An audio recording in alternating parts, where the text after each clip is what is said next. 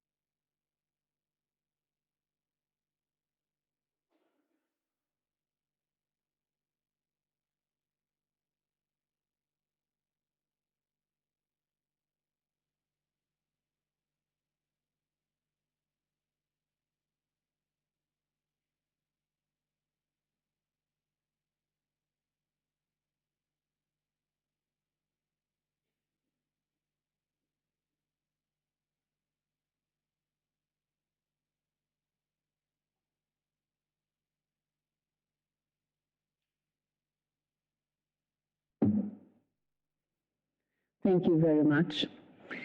And by this, I give the floor to our moderator, Professor Andres Rivarola.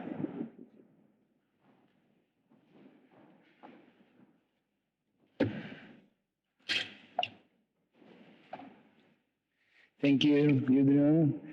Welcome, everybody, to this event, The Legacy of the Colombian Truth Commission, Swedish Development Cooperation in Colombia, contributing to Colombia's path towards a peaceful and inclusive society. We want to thank here also the participation, starting with our host, Swedish Parliament, thanks to Gudrun Brunegård and the Christian Democratic Party, and to Matthias Tegnér and the Social Democratic Party.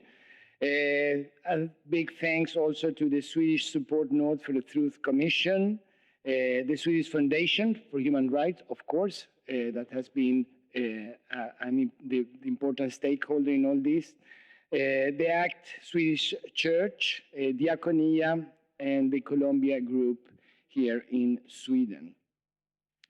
The seminar have some important objectives. Celebrate the publication of the final report of the Truth Commission, to highlight the pivotal issue in all this in promoting the Colombian peace process, and to see also this as a successful case of Swedish cooperation in the creation of an inclusive and peaceful society in Colombia. Here it's important to remark the relevant role that the Swedish government have had in support of the transitional justice and the participation of civil society in all this process in Colombia. When Garcia Marquez received the Nobel Prize here in Stockholm, he remarked the terrible situation and the misery of Latin America that we all know, even since those days. He even said that there were as much missing people in Latin America in that moment was due to the military regimes as people living in Uppsala, and there were as many killed people as people living in Norway. But he also remarked the beauty, the belleza of Latin America, and I will add also Latin America as a region of hope. I mean, the success of this process that is not finished yet, but Colombia is absolutely seeing the light from decades of despair and misery due to one of the longest conflicts in the history of Latin America. And we now have a president in Colombia speaking of total peace. We have this commission that has done a fantastic job because it's an issue of finding the truth out of this conflict, consolidating democracy, and involving the whole Colombian people, the civil society, into making their own history and their own synthesis of this long conflict into this path that this commission is working for. This is definitely a moment of hope, and this is to celebrate, and this is partly what we are doing here today. And we would also like to add the very good thing in the Swedish cooperation, the collaboration of us here in Sweden with the people of Colombia and in Latin America. And we hope to do much more of that, because there is still much more to do, of course, in Latin America and elsewhere in the world. And what is happening there is also important for what is happening here in this part of the world. We live in a common world, in a common system, and we need to join forces to combat against the violence and for the deepening of democracy. And in that sense, I think Latin America is one of the regions of the world that, in spite of everything, leads to hope. So let me present here the members of the panel, and let me just say that I am also very honored to have been asked to be moderator of this. I think it's fantastic for me personally, also I am a professor in Latin American Studies at the Nordic Institute of Latin American Studies at Stockholm University. We have for decades have this long engagement in Latin America, and for us is an obvious thing to be here and support what you are doing from the Swedish NGOs, the Human Rights Foundation, the Parliament, and the Swedish government. So it's a fantastic opportunity to be part of this. Thank you very much for allowing me to be here. But from the panel, we will start the presentation here by Carlos Martin Beristain, former commissioner, coordinator of the report, and responsible for the exile chapter of the report. We have Doris Ardilla Munoz, representative for the monitoring committee of the recommendation of the Truth Commission. Cecilia Rudström-Ruin, Ambassador for Human Rights and Democracy and the Rule of Law. We also have Laila Susanne Vash from the Commission of Truth of the Sami people that is coming here from Norway. And Annika Andersson, that is representative for the Colombia groups. And a final words that we will have here from Matthias Tegnér of the Social Democratic Party. Well, thank you very much. Then I think we get started with this event. So I will give the word to Carlos Martin Beristain. Es un gusto, un honor poder estar aquí en la sede del Parlamento sueco. Gracias a Gudrun y a los parlamentarios, organizadores, las autoridades suecas, organizadoras de este encuentro para poder hablar sobre Colombia, sobre el proceso de paz, sobre el informe de la Comisión. Gracias a las víctimas que están aquí. Aquí hay muchas víctimas del conflicto colombiano, de las que nosotros pudimos tomar sus testimonios, ¿no? Hay muchas historias de esa Colombia rota por la guerra que fuimos recogiendo en diferentes países, también en Suecia, y gracias también al Fondo Sueco y a las organizaciones, a los nodos que se organizaron para poder acompañar el trabajo de la Comisión. Como saben, la Comisión es parte de un proceso de paz, ¿no? Y yo diría que es el primer resultado tangible del proceso de paz. Saben que existe una jurisdicción especial para la paz, una unidad de búsqueda de personas desaparecidas. La Comisión tenía el mandato más corto en el tiempo, 3 años, que se prolongaron medio año más por las condiciones de la pandemia. Pero el informe y el proceso de la Comisión es el primer resultado de ese proceso. Y queremos reivindicar precisamente ese proceso y ese espacio porque la verdad, la Comisión ha mostrado con su trabajo, con la relación con las víctimas. Uno siempre piensa cuándo empezó, la Comisión de la Verdad empezó hace 3 años y medio, casi 4 años, pero en realidad una comisión empieza cuando las víctimas se niegan a olvidar, cuando tienen en su memoria y recuerdan las cosas que un día van a contar. Y la Comisión ha sido un gran espacio para poder contar esas historias, recoger esas historias, no para quedarse en el dolor y el sufrimiento, ¿no? Sino para transformarlo, ¿no? Para darle un sentido social y colectivo, ¿no? Ese es el primer paso de lo que llamamos la reconciliación. Es el primer paso también de la democracia, ¿no? Que lo que a las víctimas les ha pasado sea considerado intolerable, ¿no? Lo que ha pasado en Colombia durante muchos años se ha considerado normal. Normal a veces desde fuera, porque bueno, eso es Colombia, o normal desde dentro, porque el horizonte de la guerra se ha mantenido durante muchos años, ¿no? 60 años de conflicto armado y todavía una guerra que está para terminar, ¿no? Con otros actores. Todavía es un proceso que necesita un apoyo para poder fortalecerse, para poder complementarse, ¿no?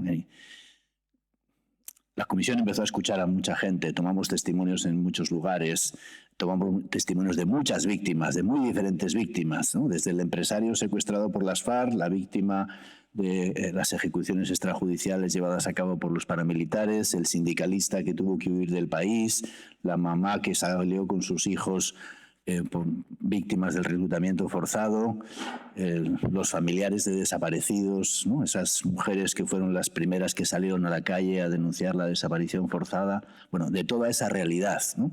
Y lo que muestra el trabajo de la Comisión es que sí se puede hacer un trabajo de escucha plural, ¿no? A las diferentes víctimas de los diferentes grupos, actores, armados, instituciones que han sido responsables de la guerra, que han tenido responsabilidades en las violaciones de derechos humanos, y que todo eso es una verdad que hay que mirar a los ojos, ¿no? Durante demasiado tiempo todo eso pasó en Colombia sin que hubiera una respuesta masiva, por lo menos, o una también respuesta institucional frente a ese horror de la guerra, ¿no? La Comisión, haciendo un análisis de toda la documentación existente en el país, pues señaló que en Colombia ha habido 450.000 muertos debidos al conflicto armado, ¿no? Y 120.000 personas desaparecidas debido al conflicto armado. 50.000 personas que fueron secuestradas, ¿no? 16.000 que fueron menores que fueron reclutados, decenas de miles de mujeres, sobre todo, y personas del colectivo LGTBI que sufrieron violencia sexual, ¿no? 8 millones de desplazados internos, 1 millón de personas que tuvieron que salir al exilio por motivos del conflicto armado, ¿no? Los números no lo dicen todo, ¿no? Porque detrás de todos estos números hay vidas, hay historias rotas, hay familias, ¿no? Pero también nos dan una idea del horror del conflicto, de la guerra y de lo intolerable, ¿no? que todo esto ha supuesto para el país, ¿no? Y como señaló nuestro presidente en la presentación del informe de la Comisión, todo esto pasó ante los ojos de la sociedad colombiana, y una pregunta que la Comisión quiso plantear desde el principio, bueno, ¿qué hemos estado haciendo cuando todo esto estaba pasando, ¿no? ¿Y por qué no ha habido una respuesta colectiva, masiva, para terminar con ese conflicto, ¿no? Un general de la policía, el general Naranjo, en un encuentro que tuvimos hace unas semanas en la presentación del informe, nos dijo en esa presentación, cuando le dijimos, ¿usted qué ha aprendido del proceso de la Comisión de la Verdad?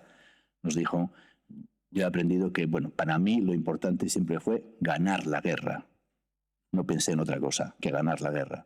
Y ahora me doy cuenta que lo que tenía que haber hecho era parar la guerra, ¿no? Porque hubiéramos ahorrado miles y miles y millones de víctimas que se han dado en el país. Bueno, todo eso muestra algo que nosotros hemos señalado en el informe final de la Comisión como la Colombia herida, ¿no? Eso no es un sufrimiento que se puede esconder detrás del armario, debajo de la alfombra. Es un sufrimiento, un impacto que tiene que ser parte de la reconstrucción, ¿no? El trabajo de la Comisión ha sido precisamente convertir una historia de desprecio, ¿no?, en una historia que haya que respetar, ¿no? Hemos empezado con un minuto de silencio por todas esas víctimas del conflicto colombiano, ¿no? Las hemos traído aquí. Aquí estamos 100 personas, pero las hemos traído aquí porque eso es parte del sentido, ¿no? Mucha gente nos dijo cuando empezamos el trabajo de la Comisión, queremos una verdad que explique por qué.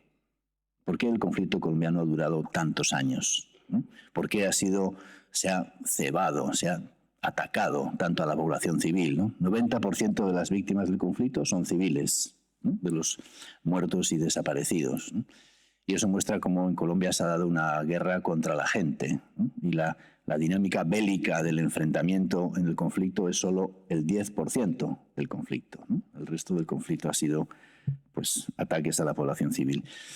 Por eso hicimos un informe, que es un informe largo, es un informe profundo, que tiene algunas novedades respecto a experiencias de otras comisiones de la verdad, ¿no?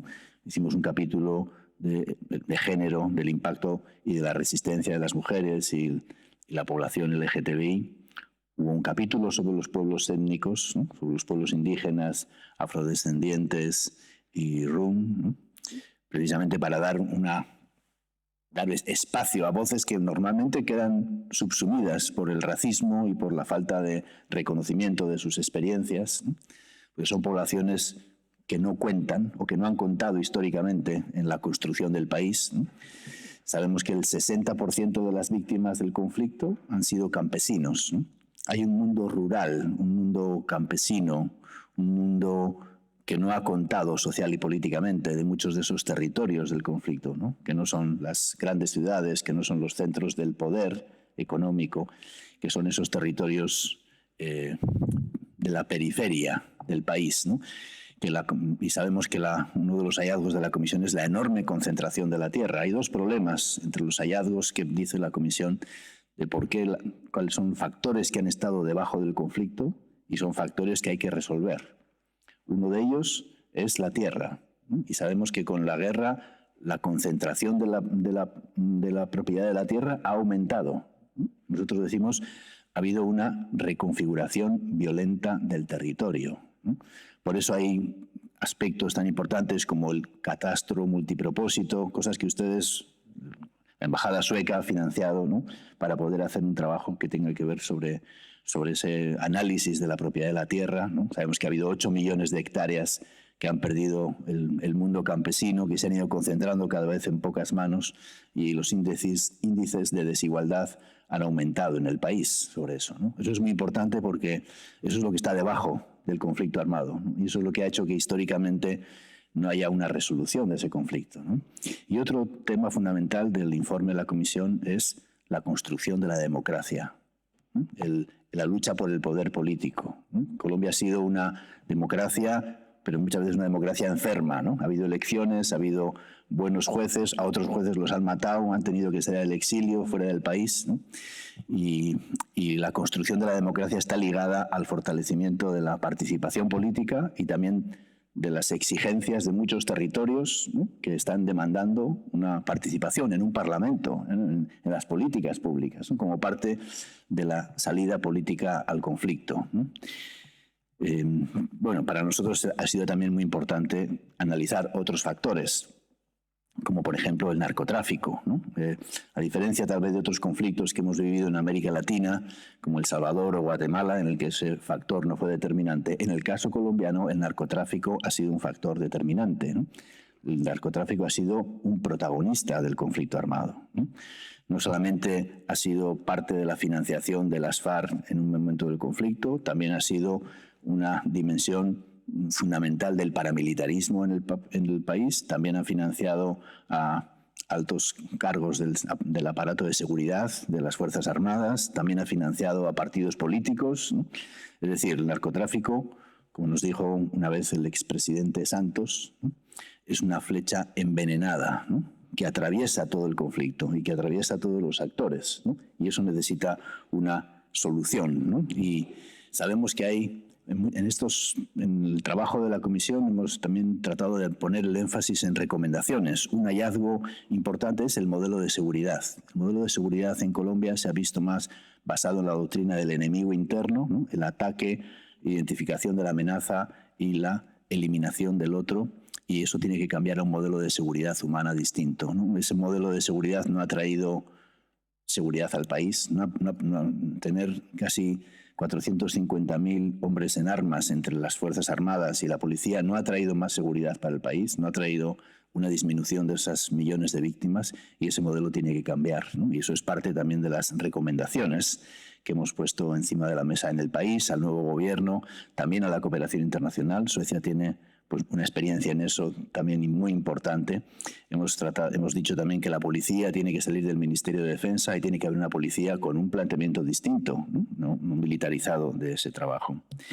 Y bueno, en ese informe que da cuenta de todos estos factores que yo estoy nombrando de una forma general, ¿no? Hay también aspectos sobre la impunidad, sobre la reforma de la justicia, sobre el papel de la Fiscalía, que ha sido tan determinante muchas veces en periodos históricos, cooptada por actores armados, ¿no?, y que no ha tenido la independencia necesaria para también juzgar muchas de estas responsabilidades, ¿no?, que están en el fondo del conflicto y que necesitan una salida, ¿no? Nuestro trabajo ha sido de 3 años y medio, ¿no? Ese es un trabajo que necesita una continuación. No se sale de un conflicto armado de 60 años en 3 años, ¿no? La Comisión ha puesto las bases para eso, o ha tratado de recoger muchas de las experiencias también de resistencia de los pueblos, de las organizaciones, de los defensores de derechos humanos, para que haya una salida política al conflicto.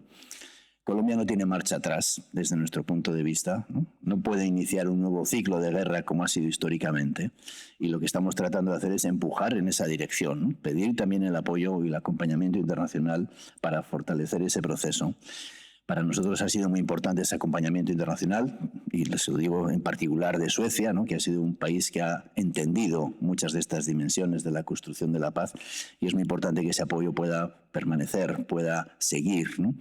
Hemos trabajado también sobre el exilio, esa Colombia invisible, ¿no? Hay una parte de ese exilio que también ha estado en Suecia, ¿no? Y que hemos tratado de escuchar y de recoger. Es muy importante que ese exilio pueda también seguir participando en la construcción de la paz, ¿no? Hay una Colombia fuera de Colombia, de la que nosotros hemos dado cuenta en un volumen específico.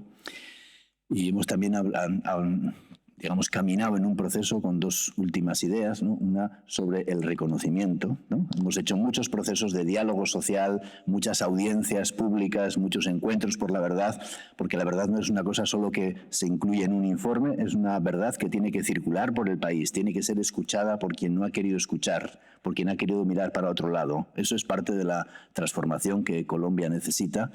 Hemos hecho encuentros para que grupos armados expliquen por qué atacaron a comunidades enteras, por qué se dieron los casos de los llamados falsos positivos, cuáles órdenes, cuáles fueron las acciones que llevaron a todo eso, porque solo poniendo el énfasis en esos mecanismos que hicieron posible el horror a gran escala, eso se puede desmantelar, ¿no? Hay un poeta que se llama John Berger que dice que el dolor no puede compartirse, porque el dolor es personal, es lo que a uno le ha tocado vivir, pero el esfuerzo por compartir el dolor sí puede compartirse, ¿no? Y de ese esfuerzo por compartir el dolor nace una resistencia. Creo que eso es lo que la Comisión ha aprendido también y lo que la noticia positiva, vamos a decir, del proceso de paz, también para otros procesos en el mundo, también para cosas que están pasando ahora mismo en Europa, ¿no? De la importancia de abordar todas estas cuestiones con herramientas y con experiencias, en este caso también como la Comisión de la Verdad de Colombia, también para otros países y para esa paz que todos queremos. Muchas gracias.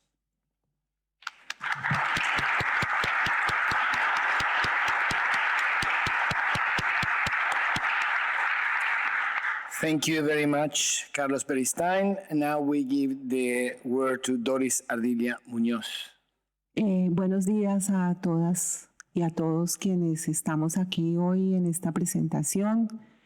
Un agradecimiento especial para las organizaciones y para las personas que han organizado este espacio. Agradecemos especialmente a los parlamentarios, a Gudrun y a Matías, que nos han invitado a compartir este espacio que todo parlamento es el ágora de la democracia de un pueblo. Entonces, pues hoy conversamos en este espacio de democracia. Un agradecimiento a quienes nos acompañan en la mesa y también a todas las víctimas que están aquí con nosotros hoy y a los suecos y suecas y otras personas de otros países del mundo que nos están acompañando. Muchísimas gracias por esa solidaridad que siempre han tenido con el tema de Colombia. Bueno, entonces yo voy a tratar de tocar algunos puntos de manera rápida y concisa porque no tenemos mucho tiempo. Después de esta presentación que Carlos Beristain ha hecho a ustedes, podemos decir que las recomendaciones de esos 10 tomos y de esas 10.000 páginas que son el informe de la Comisión de la Verdad, las podemos clasificar en 4 categorías, que son las recomendaciones de reparación colectiva, las recomendaciones de reconstrucción de tejido social, las recomendaciones que buscan la reconciliación y las recomendaciones que buscan garantías de no repetición. Entonces, en esa estructura, pues están ubicadas tanto las recomendaciones del capítulo de hallazgos, que son estas 67 que forman parte de las recomendaciones estructurales, y todo el otro conjunto de recomendaciones que están en los otros capítulos temáticos o de enfoques, que ya aquí Carlos los mencionó. Una cosa importante que debemos tener en cuenta es que la Comisión tomó una decisión de hacer recomendaciones de largo alcance. Cuando decimos recomendaciones de largo alcance, estamos hablando de aquellas recomendaciones que miran, digamos, un poco, si pudiéramos como usar una figura, algo así como decir que la Comisión ha hecho una ampliación hacia el pasado y una mirada hacia el futuro. ¿Qué quiere decir eso? Una ampliación al pasado. Quiere decir que la Comisión ha ido mucho más allá del acuerdo de paz, que ha tratado de mirar los aspectos más sistémicos donde hay problemas estructurales para solucionar en la sociedad colombiana, que es un imperativo ético, político y moral de remover. Uno de estos imperativos es, y ahí empezamos a mirar hacia el futuro, el de lograr un propósito de unidad nacional. Y ese propósito de unidad nacional debe ser poder construir una propuesta y una política de paz duradera, de paz equitativa, de paz justa. La Comisión a ese concepto político, ético, moral, lo denomina como la paz grande. El gobierno que tenemos hoy, el gobierno del presidente Petro, inicialmente ha denominado esa paz como la paz total, aunque he estado mirando unos twitters del presidente estos 2 últimos días y algunas intervenciones que él ha venido haciendo, y él empieza a mover esa denominación de paz total hacia paz incluyente. Entonces, en ese orden de ideas es necesario decir que Colombia como nación necesita un propósito de unidad nacional, y ese propósito de unidad nacional es que logremos cerrar este ciclo de horror que hemos tenido por más de 6 décadas y que podamos avanzar en clave de transformación política, en clave de transición democrática hacia un futuro que pueda deparar unas condiciones de bienestar para la sociedad colombiana, donde se pueda vivir sin ser amenazado, donde no haya más muertes, y es decir, todos estos horrores que el informe nos ha contado. Es también importante decir que este seminario que hoy nos convoca, que tiene un título bastante sugerente, La cooperación sueca en Colombia, una contribución a la construcción de sociedades pacíficas e incluyentes. En ese orden de ideas, podemos hacer un respetuoso llamamiento aquí en el Parlamento sueco a la gobernanza de Suecia, al Parlamento y a las instituciones de Suecia y a las organizaciones de la sociedad civil, que desde Colombia esperamos poder seguir contando con el apoyo a la implementación del acuerdo de paz, con el apoyo que como gobierno y como Estado puedan brindar ustedes en el Consejo de Seguridad hacia el Consejo de Seguridad de Naciones Unidas, para que esa misión de verificación al cumplimiento del acuerdo de paz en Colombia se siga manteniendo y que se siga fortaleciendo ese eje de cooperación, y que en Colombia, como estamos en el proceso de ir hacia esa paz grande, hacia esa paz incluyente, se pueda seguir trabajando en la línea de fortalecimiento de las comunidades en los territorios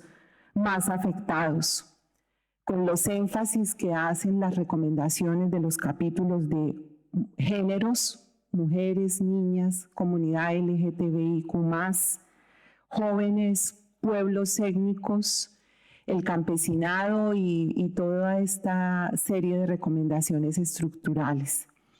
Es importante decir que también una de las, digamos, como 2 cosas importantes que hizo la comisión y que son novedosas en el mundo de comisiones de la verdad, lo que tiene que ver con la elaboración del capítulo de pueblos étnicos. Ese es un avance muy, muy importante. Nosotros hemos tenido la oportunidad de intercambiar con las comisiones del pueblo Sami y del pueblo, ese nombre me es muy difícil pronunciarlo,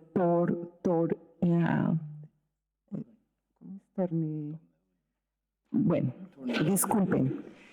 Entonces este ha sido un intercambio provechoso para nosotros, conocer de las experiencias de ellos y ellos conocer de las experiencias nuestras. Y en ese sentido quiero decir que es muy importante que la paz de Colombia no sea únicamente importante para la sociedad colombiana, sino que en este momento es un paradigma en un escenario internacional donde tenemos aquí una guerra a la puerta de la esquina, la de Ucrania y Rusia, y donde tenemos otros conflictos. Es decir, que este proyecto de una posibilidad de una paz sostenible y duradera es muy importante que pueda contar con la cooperación y con apoyos de política internacional, y pues Suecia no ha sido esquiva a eso y entonces insistimos en que tanto el gobierno, las organizaciones suecas pues puedan seguir colaborando en ese orden de ideas. Y cierro diciendo que el otro aporte que ha hecho la Comisión de la Verdad en su estructuración del informe es lo que tiene que ver con el capítulo del exilio, como ya lo mencionó Carlos aquí. Ese capítulo hace unas recomendaciones que básicamente podríamos dividir como en 3 grupos, unas recomendaciones que tienen que ver que Colombia reconozca el exilio como una violación grave, profunda de los derechos humanos. Estamos trabajando en esa perspectiva desde el Comité de Seguimiento. Ya presentamos un proyecto de ley que comenzará su curso legislativo en esta legislatura. Entonces, esas medidas de carácter legislativo, medidas que tienen que ver con el reconocimiento de las responsabilidades por parte de las autoridades institucionales del Estado colombiano, en reconocer qué pasó, cómo pasó y quiénes son los responsables. Es decir, eso es una parte muy importante. Y en tercer orden, con base en esas 2 anteriores, que podamos construir desde la colombianidad en el exterior, la diáspora, la comunidad de víctimas exiliadas, unas propuestas de política pública. Y justo en estos días, por primera vez, esto hay que reconocerlo, la Cancillería colombiana hace una convocatoria a los diálogos vinculantes regionales que hacen parte de esos elementos de la propuesta de paz total o paz incluyente de la que está conversando este gobierno, donde asume una de las recomendaciones primerísimas del informe. Cuando la Comisión habla de la paz grande, entonces también esos mecanismos de participación que están reconocidos en la Constitución colombiana del 91, que se reconocen de manera expresa cuando las víctimas son invitadas a ser un actor principalísimo, centralidad de las víctimas en el acuerdo de paz, que se refleja en la creación del sistema integral de paz y que hoy en este espacio de política pública también debemos asumir esa responsabilidad como ciudadanía de poder postular cuáles son esos sueños que tenemos de poder tener una Colombia en paz después de haber estado en largos exilios, como aquí veo algunas personas que han estado en esa circunstancia. Y yo cerraría diciendo pues que los invitamos y las invitamos de todo corazón, con mente, corazón y espíritu, a que nos pongamos en modo de empezar a construir paz grande, que eso es lo que necesitamos. Muchas gracias.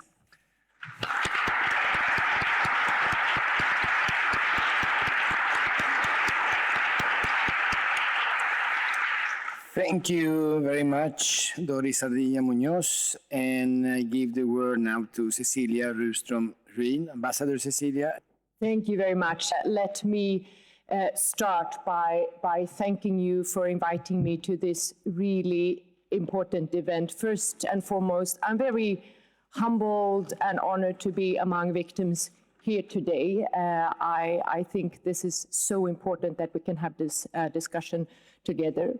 I'm very grateful to our parliamentarians, to Gudrun Brunegård and Mattias Tegnér for hosting us here. I think it's very important to have 2 political parties engaging like this. And I also want to pay tribute to the civil society organizations that are co-organizing here today and with which the government is closely collaborating on an everyday basis in Colombia and elsewhere. And today, let me just mention that one of our important collaboration relates to human rights in Colombia. Today is the day of awarding the National Award in Defense of Human Rights in Colombia by Swedish Church and Diakonia, and where the Swedish Embassy is engaged. This is just one of the areas where we collaborate very closely.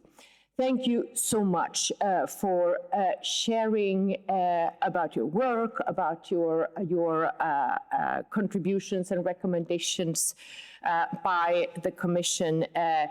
I am really and truly impressed by the important work that you have been able to carry out, not least the fact that you have been able to do this despite very challenging circumstances also during the pandemic. So a strong tribute to your work, which we see is tremendously important for Colombia, for the peace process, but as you both mentioned, also gives contributions beyond your own country in terms of how to build peace, how to find ways to ensure that violence can never be tolerated. The Swedish government has a very long-standing and strong engagement for the peace-building process in Colombia, and we continue to offer that support both politically and through our development cooperation. And let me say that we take very seriously our special responsibility to follow up the parts of the peace agreement relating to the victims of the conflict and also on gender equality. In recent years, Sweden has contributed with both financial and political support to the implementation of the peace agreement with FARC, and we emphasize the importance of transitional justice for the implementation of the agreement and for sustainable peace. As concerns your impressive report, which is also a very rich report that cannot easily be summarized, we see a very, very strong importance, which I wish to emphasize, relating to first putting the victims at the center of the conflict, for reconciliation, for reparation, for non-repetition of conflict, but also, as you very well describe, for creating a collective understanding of what happened during the armed conflict and what it means for Colombian society. I mentioned justice, and for our support, that includes a robust support for advancing the mission of the transitional justice system, and including significant efforts to facilitate the Commission's work in areas and communities with limited access, and really to ensure to include voices in the final report. This has been a strong priority for our support. We also continue our collaboration with civil society and institutional allies now to ensure the dissemination of the report through continuing, among others, the Digital Transmedia Initiative. It's a multi-modal communication scheme that elaborates on the Commission's legacy through audiovisual tools and that can reach wider audiences. I have also been asked to specifically comment on some of the recommendations relating to democracy, as democracy support has really been a core priority of Sweden's work in Colombia and globally. Dries, you mentioned the ongoing war in our vicinity. Let us just emphasize that makes so clear the connection between internal repression and external aggression. There is a link between democracy and security, between democracy and peace, both internally in countries and when it comes to conflicts between countries. So to build security, to build peace, democracy is key. And we very much welcome your recommendations on democracy, which highlight dialogue. They highlight participation, representation, and inclusion as all as key themes for long-term peace building. And in that context, let me particularly emphasize a couple of points. One is political reforms, which are needed in a transitional and post-conflict context. And as a partner for peace building in Colombia, we wish to stress the importance of widening participation of historically excluded and conflict-affected communities. Secondly, we also wish to emphasize reforms in electoral systems as crucial to promote wider participation. So also strengthening the mechanisms for local governance, increasing citizens' access to basic services, and also protecting communities at risk. These are really important recommendations for strengthening democracy and for long-term peace building. So finally, some additional comments on Sweden's engagement and contributions. Sweden has made significant efforts in addressing participation from different perspectives, and in this also coordinated with institutional authorities and worked closely with many partners to advance, in particular, implementation of commitments relating to strengthening women, youth, and LGBTIQ+ persons' political participation. Another area of focus is protection of ethnic communities. That remains a vital priority for our cooperation in Colombia, and our efforts to advocate also for robust protection measures for human rights defenders, and including environmental leaders and environmental human rights defenders have high priority, and we think that these efforts and these protection measures must be fully aligned with conservation, self-governance, and access to land agendas. And we find that important in your report to also ensure the constitutional guarantees for those communities. So I know that I don't have much time. I will end here, but again, reiterate our strong support for the Commission's work and for the final report. And we see that it is of utmost importance that it is widely disseminated in Colombian society and that the recommendations are implemented. Thank you so much.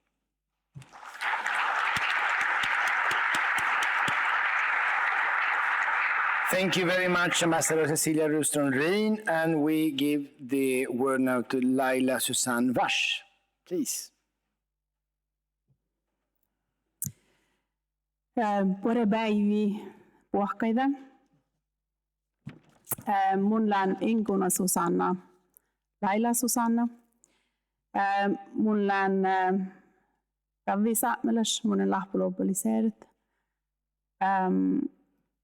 Ja mun on hui ilus, kun pääsen lähteä appetiikkoon onne. This is a wonderful building, but this building, the walls of this room doesn't know my language. And neither do you. So I have to tell you what I said. It was a greeting in North Sami languages, where I explained to you who I am. And also, I told you about my family 3 generations back, which is the way that we greet people from my area.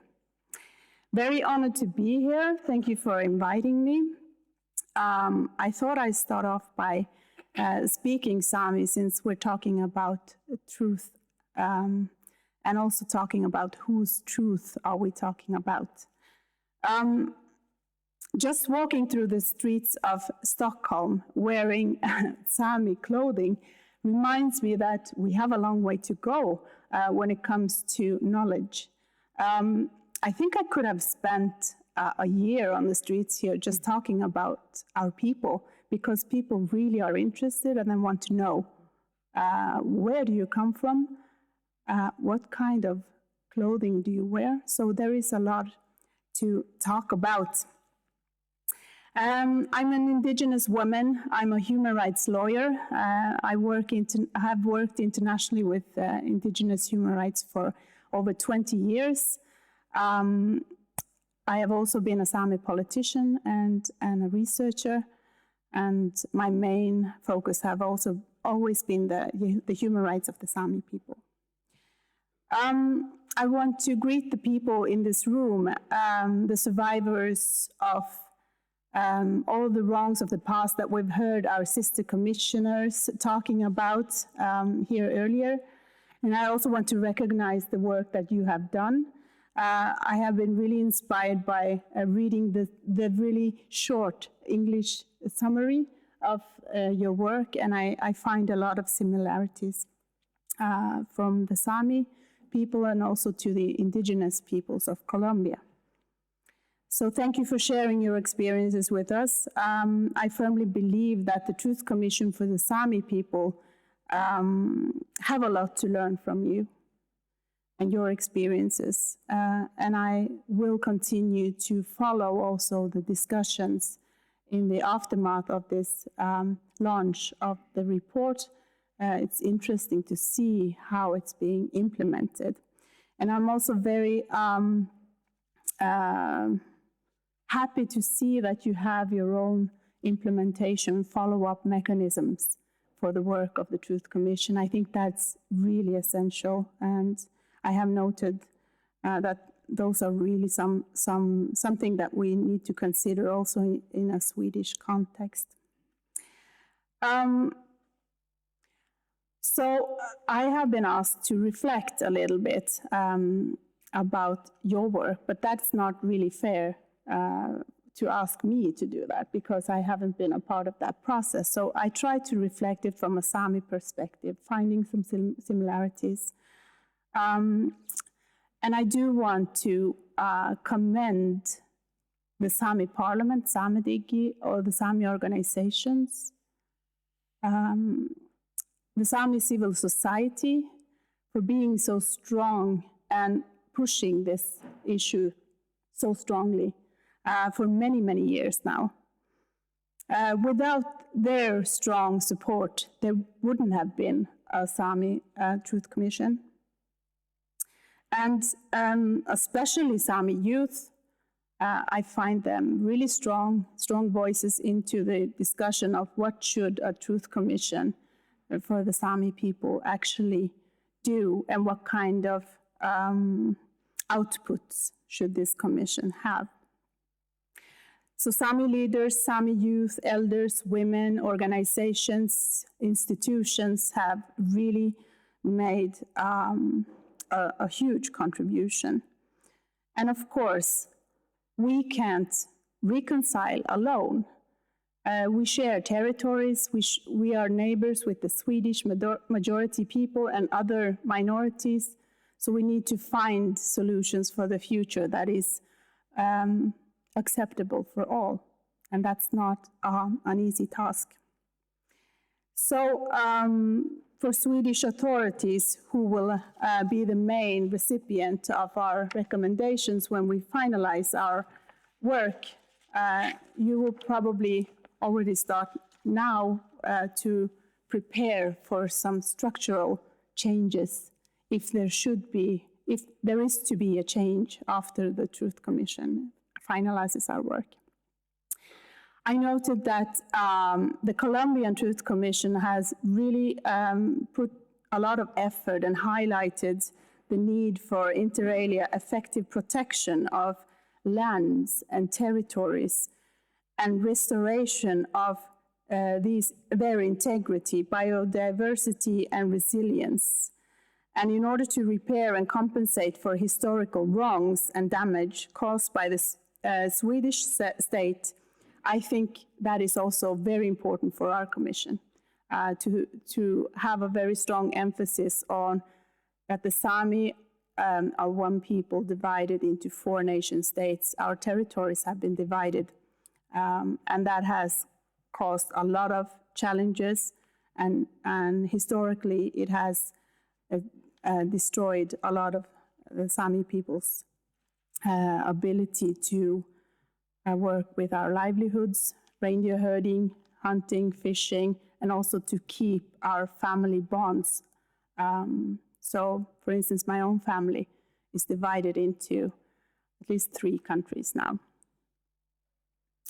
I'm very inspired by the fact that you have also said that you want to make sure that after this kind of very heavy, both political, but also a very heavy process for the people who are talking to the Commission, who are giving their testimonies, who are participating and sharing their history with you, that you have really emphasized that there is a need to both respect that and to aim to generate and implement policies and measures to secure the rights of these people.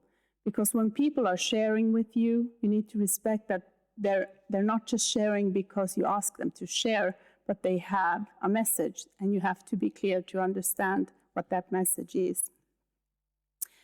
Finally, I think in my task today, it said something about the weight of truth in a Sami context.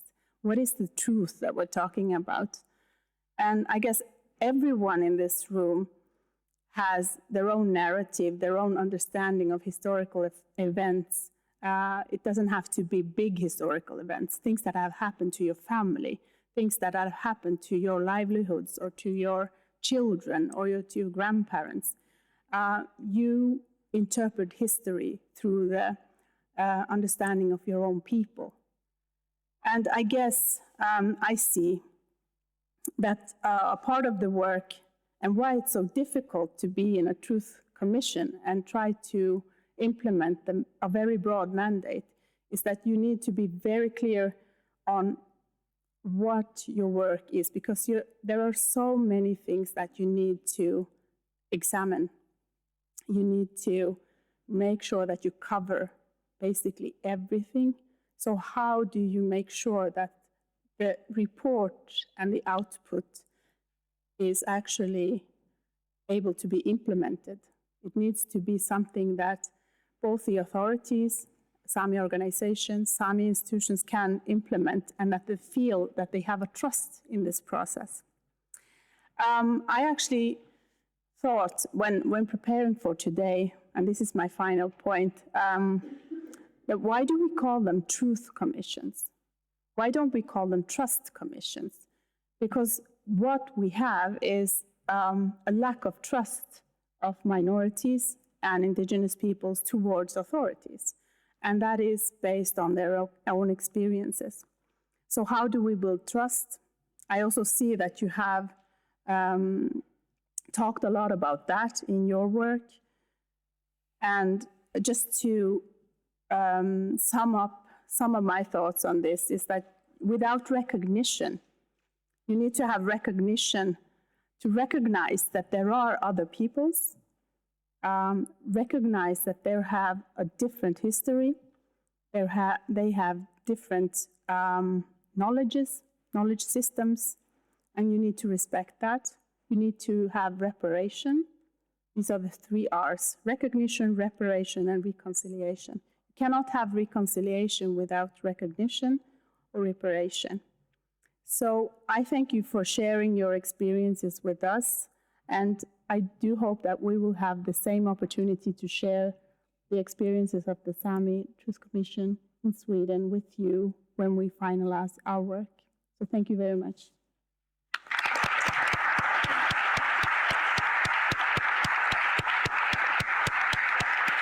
Thank you very much, Laila Susanne Wasch, and I give the word now to Annika Andersson. Thank you, gracias. La plataforma sueca por Colombia, Colombia-gruppen, a la cual represento en esta ocasión, con sus 14 organizaciones miembros, lleva desde los años 90 coordinando el trabajo de incidencia e información en Suecia. Entre las organizaciones suecas tenemos diferentes enfoques temáticos y estructuras, algunas tienen oficinas en Colombia, pero lo que sí compartimos es el compromiso por los temas de paz, derechos humanos, equidad de género, seguridad social y democracia en Colombia. Principalmente trabajamos con y visibilizando las perspectivas de los grupos tradicionalmente más marginalizados y expuestos de la sociedad. Por ejemplo, pueblos indígenas, afrodescendientes, mujeres, campesinos y campesinas y jóvenes. Queremos agradecer profundamente a nuestros invitados internacionales, Carlos Beristain y Doris Ardila, y a las y los representantes de Suecia que nos acompañan hoy en este evento para lanzar el informe final de la Comisión de la Verdad en Suecia. También es muy rico ver a muchas amigas y amigos que hemos conocido por muchos años y ese compromiso, ¿verdad? Que la importancia de este día es muy fuerte. Suecia como país ha estado muy activa de cara tanto a las negociaciones como del proceso de paz posterior a la firma del acuerdo. El apoyo internacional al proceso de paz ha sido importante para los avances que se han visto durante los últimos años. Vemos este gran trabajo de la Comisión de la Verdad y el informe final como una oportunidad clave para seguir este trabajo sueco en favor del proceso de paz. Un nuevo capítulo con las recomendaciones del informe como herramientas actualizadas y relevantes para la construcción de un país incluyente y con una sólida cultura democrática. Y como una herramienta que podrá utilizar el gobierno de Suecia en sus diálogos bilaterales con el gobierno colombiano, mostrando su respaldo firme a los hallazgos y recomendaciones de la Comisión. Y como queremos citar aquí al comisionado Carlos Beristain, que ha dicho varias veces que el informe final de la Comisión no significa el fin del trabajo, es aquí que de verdad empieza. Y en eso Colombia necesita el apoyo de la comunidad internacional. Desde la plataforma sueca por Colombia vemos que es importante apoyar el avance del proceso de paz en ámbitos internacionales, que también se ha mencionado, tanto en instancias como las Naciones Unidas, la Unión Europea y en Colombia. Sería estratégica una visita del nuevo gobierno sueco a Colombia de parte del canciller, el ministro de Cooperación y la Comisión de Relaciones Exteriores del Parlamento para escuchar a las víctimas directamente y desde el enfoque de dar seguimiento a las recomendaciones de la Comisión de la Verdad. Un tema estratégico en el diálogo entre los gobiernos de ambos países se relaciona a las recomendaciones de la Comisión en cuanto a la paz territorial. Aquí el énfasis sería la importancia de mejorar las condiciones de seguridad en la parte rural del país. Los territorios más afectados del conflicto siguen en una situación de inseguridad, de violencia entre grupos armados, en pobreza y abandono estatal. A fin de lograr la seguridad para toda la población, es importante que el Estado tenga presencia en todo el país, particularmente en los territorios más afectados por el conflicto y la violencia. Y una presencia que no sea únicamente militar, sino con las instituciones de salud, educación y justicia en todo el país e implementadas con enfoques étnicos, de género y derechos para las mujeres. Para la paz territorial, la Comisión asimismo recomienda garantizar condiciones de bienestar y vida digna de las comunidades y territorios, incluyendo un ordenamiento territorial, también se ha mencionado, participativo, equitativo, sostenible y multicultural, y una redistribución de la tierra.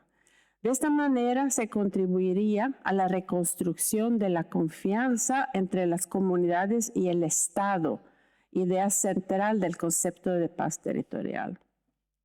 Otra recomendación relacionada a un proceso donde Suecia ya ha participado es en el apoyo a la reiniciación de las negociaciones entre el Estado colombiano y el ELN, por lo que esperamos que ese compromiso sueco siga.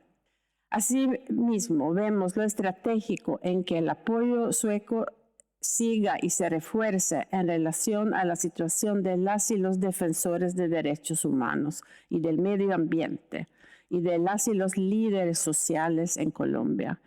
Son grupos extremadamente expuestos a amenazas, hostigamiento y violencia y necesitan apoyo y protección específica y extensa para poder seguir llevando a cabo su trabajo importante.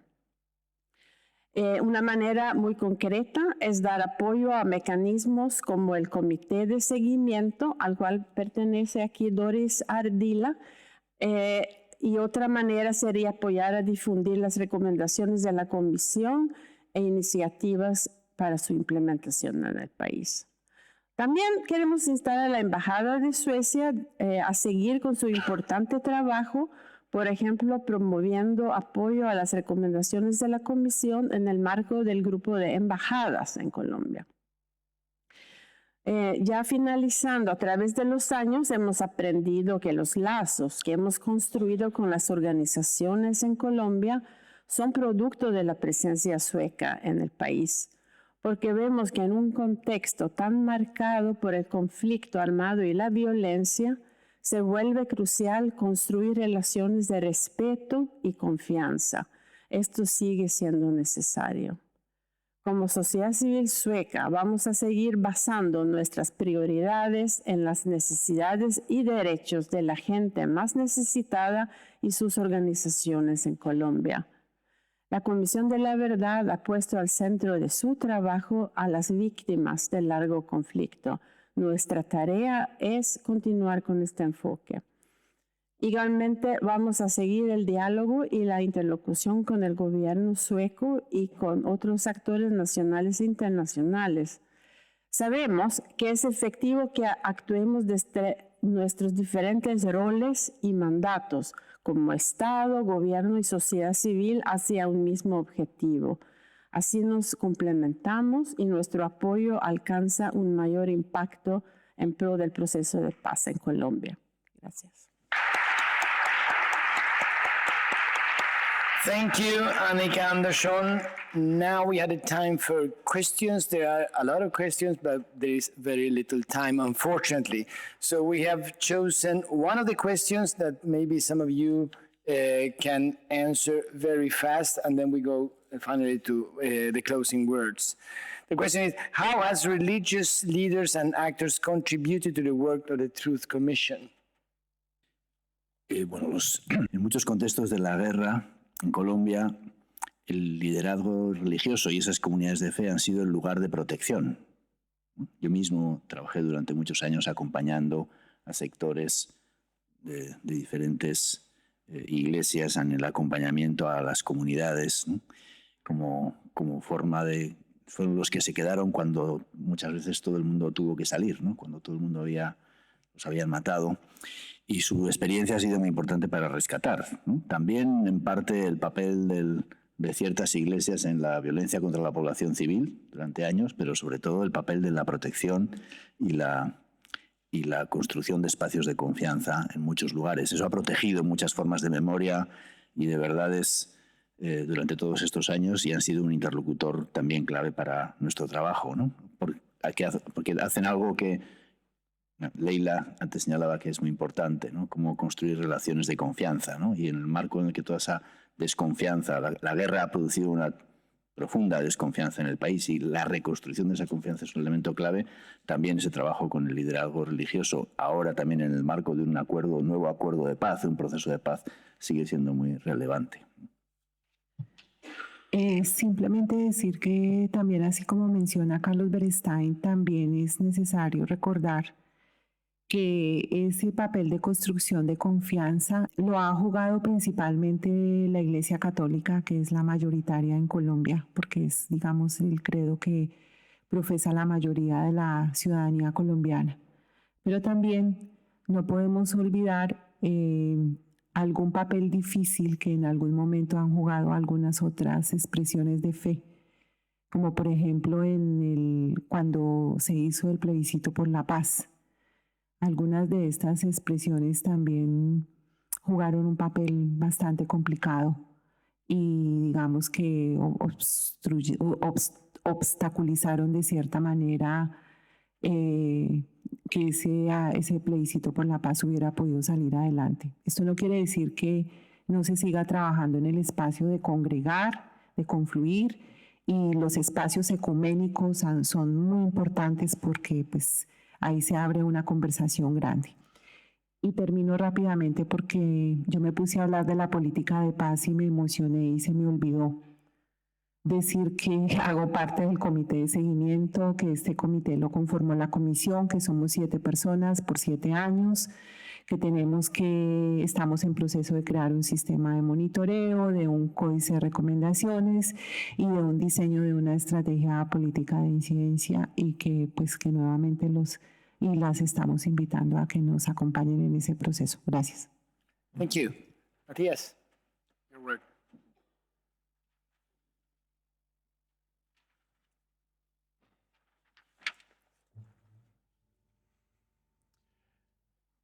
Thank you so much. And I would like to start with saying thank you to all of you for being here today. And I would, of course, also like to thank the organizers of this meeting, the Swedish Foundation for Human Rights, ACT, Svenska kyrkan, Nodo Suecia, Diakonia, Colombia-gruppen, but also, of course, my co-host, Gudrun Brunegård and the Christian Democrats. Moreover, I would like to say thank you to our brilliant speakers for being here today. Carlos Martin Beristain, Doris Ardea Munoz, Cecilia Rutström Ruin, Annika Andersson och Laila Susanne Vars. And of course, today's great moderator, Andres Rivarola Puntiliano. Sorry. I would also just like to say one thing, because it's very hard to try to summarize this very interesting discussion with such brilliant speakers, so I will not try to do that. I will just give you 1 or 2 short personal experiences from Colombia. I went to Colombia in relation to the presidential elections this year. And the first thing I did was going to the municipality of Soacha, which is situated in the southern suburbs of Bogota. In some ways, it could be compared to Solna, for example. And the reason why I went there is that, at least to my knowledge, the first proof, or the first time where proof of falsos positivos appeared in public was from Soacha. And I know that most of you are very familiar with falsos positivos, but for those of you who aren't, this is basically a situation where a strange incentive system for the Colombian military forces have made them kidnapping and killing at least 6,402 Colombians, according to the Transitional Justice, La JEP. And the reason why I'm mentioning this is that, to me, this is a very hard truth to grasp, that the military, and in one way or the other, the state, actually kills a number of thousands of its own citizens. And I think it gives us one possibility to understand how hard it is to create peace in Colombia. Another experience was meeting with Senator Ivan Cepeda, which is one of the senators working closely with questions in relation to the peace. And I know that there are a number of persons working with the peace. I'm just mentioning him because I had the possibility of meeting him. And the meeting showed me a lot of hope, which he carries, but also how all-embracing the security needs to be if you are fighting very powerful forces within the Colombian society who still is prospering of the civil war. So I would like to round up with thanking all of you for being here today, thanking all of you for being part in trying to find the truth and trying to create a lasting peace in Colombia, because I'm sure that all good people and all good forces will be needed to create justice and truth and peace in Colombia. Thank you for being here.